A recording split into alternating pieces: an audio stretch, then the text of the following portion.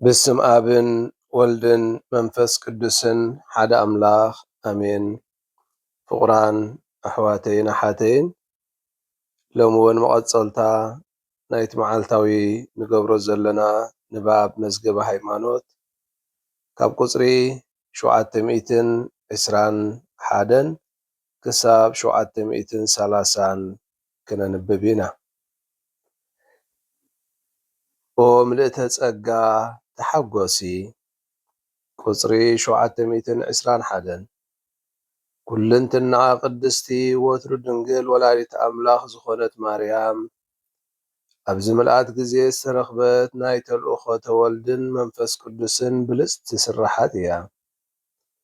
መንፈስ ቅዱስ ኣቐዲሙ ስለ ዘሰናድዋ ድማ ነዛ ወዱን መንፈሱን ናብ ማእከል ደቂ ሰብ ዝነብሩላ ማሕደር እግዚኣብሔር ኣቦ ኣብ መደብ ድሕነቱ ንፈለማ ጊዜ ረኸባ። በዚ ርድኢት እዚ ኸዓ እቲ ናይ ቤተ ክርስቲያን ክቡር ትውፊት ነቲ ብዛዕባ ጥበብ ዝዛረብ ብሉፅ ጽሑፋት ምስ ማርያም ኣገናዚቡ ከንብቦ ተረኽበ። ኣብ ስርዓተ ኣምልኾ ሊጡርግያ ድማ ማርያም መንበረ ጥበብ ተባሂላ ትጽዋዕን ትውደስን። መንፈስ ቅዱስ ኣብ ክርስቶስን ቤተ ክርስቲያኑን ክፍጽሞ ዘለዎ ድንቂ ተግባራት ኣምላኽ ኣብ ማርያም ክግለጽን ተፍጻሜት ክረክብን ጀሚሩ። ቁፅሪ 722 መንፈስ ቅዱስ ብጸጋኡ ንማርያም ኣሰናዲዋ መለኮት ብምልኣቱ ዝሓደረላ እታ ብመደብ ሥጋ ዲኡ ዝኾነት ብርእሳ ምልእተ ጸጋ ክትከውን ግቡእ ነበረ። እዛ ናይ ፍጡራን ትሕቲ ፍጥረት ብምዃን ክንገር ንዘይከኣል ጸጋ ካህልየ ኩሉ ኣምላኽ ንምቕባል ዝበቕዐት ብዘይ ናይ ኣዳም ኃጢኣት ዝተጸንሰት ሰላቲ ውፁእ ጸጋ ኣምላኽ እያ። ምእንቲ እዚ ኸዓ ገብርኤል መልኣኽ ከም ጋል ጽዮን ተሓጐሲ ዝብል ሰላምታ ኸቕርበላ ቁኑዕ ነበረ። ማርያም ኣብቲ ማሕሌታ ነቲ ዘለዓለማዊ ወልዲ ኣምላኽ ጸዊራ ብመንፈስ ቅዱስ ገቢራ ናብ እግዚኣብሔር ኣቦ ተዕርቦ ጸሎት ምስጋና ኮቴት ናይቲ መላእ ህዝቢ እግዚኣብሔር ስለዚ ኸዓ ናይ ቤተ ክርስቲያን ጸሎት ምስጋና እዩ። ቁፅሪ 723 ንናይ እግዚኣብሔር ኣቦ ፈቃር ሒሩትን ሰናይነትን መደቡ መንፈስ ቅዱስ ኣብ ማርያም ተፍጻሜት ከም ዝረክብ ይገብር። ብስራሕ መንፈስ ቅዱስ እምበኣር እታ ድንግል ንወልደ እግዚኣብሔር ጸነሰቶን ወለደቶን ብሓይሊ መንፈስ ቅዱስን ሳላ እምነታን ከዓ ብፍሉይ ዝኾነ ኣገባብ እታ ድንግልናኣ መፍረይት ፈራይት ክትከውን ተረኽበት። ቁፅሪ 724 ወዲዛ ድንግል ኮይኑ ንዝተረኽበ ወልዲ ኣብ ወልዲ እግዚኣብሔር ኣቦ መንፈስ ቅዱስ ኣብ ማርያም ክገልጾ ይረአ። ንሳታ ወሳኒትን መወዳእታ ስተርእዮትን ዝኾነት እትነድድ ቈጥቋጥ ዕፀ ጳጦስ እያ። ብመንፈስ ቅዱስ ተመሊኣ ኸዓ ነቲ ቓል ብትሕትና ሥጋኡ ከም ዝርአ ገበረቶ። ፈለማ ዘፍለጠቶን ዝገለጸቶን ከዓ ነቶም ትሑታንን ድኻታትን ንወከልቲ ኣሕዛብን እዩ። ቁፅሪ 725 ኣብ መወዳእታ ድማ ብማርያም ኣቢሉ መንፈስ ቅዱስ ናይ ምሕረት ኣምላኽን ፍቕሩን ዓላማ ንዝኾኑ ደቂ ሰባት ናብ ሱታፌ ክርስቶስ ከምጽኦም ይጅምር። ቅድሚ ኩሉ ዝቕበልዎ ኸዓ እቶም ትሑታን እዮም።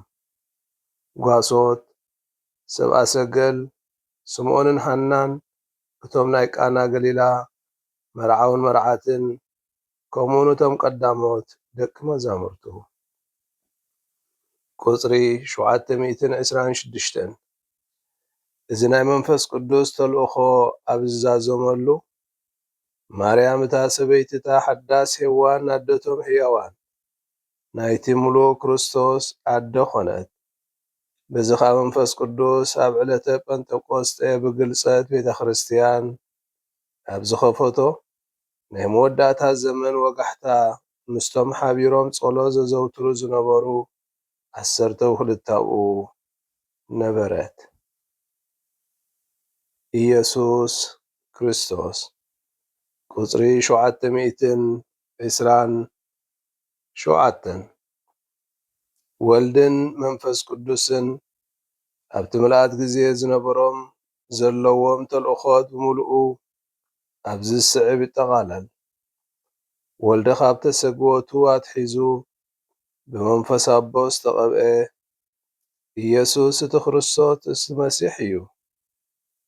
ኣብቲ ናይ ጸሎት ሃይማኖት ካልኣይ ምዕራፍ ዘሎ ኩሉ ድማ ብመንጽርቲ ርግጽነት ክንበብ ኣለዎ።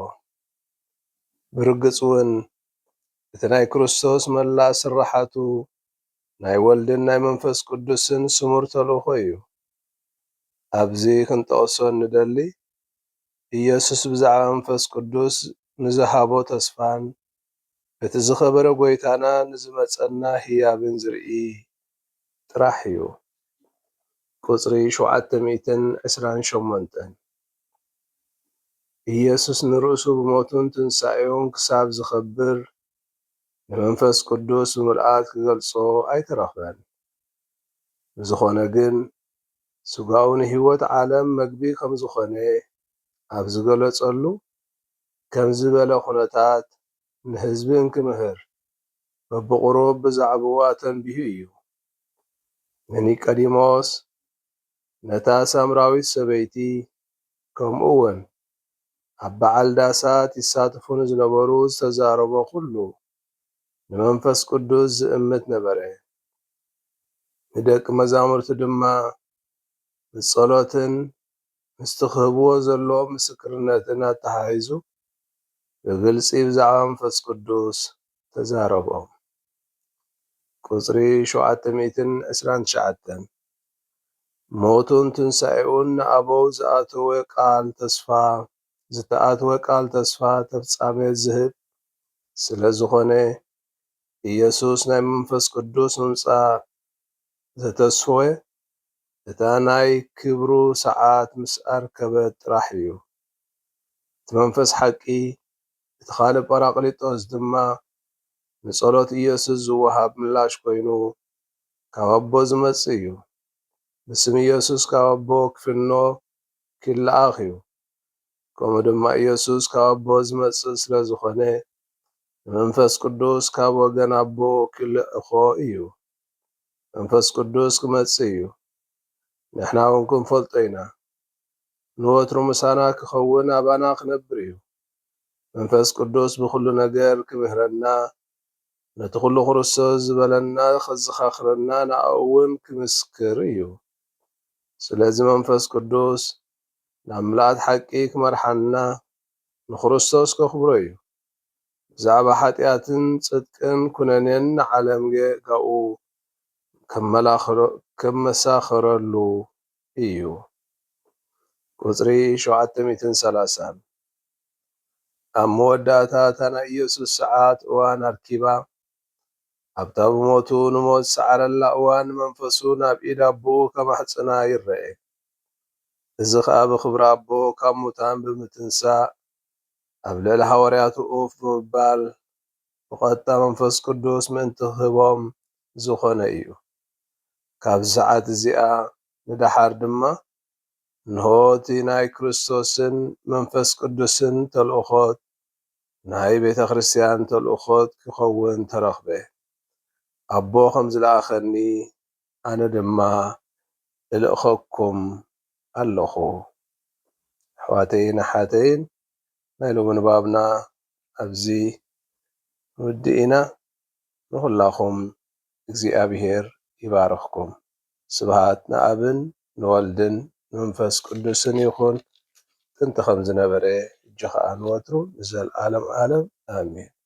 በስመ አብ ወወልድ መንፈስ ቅዱስ ሓደ አምላክ አሜን።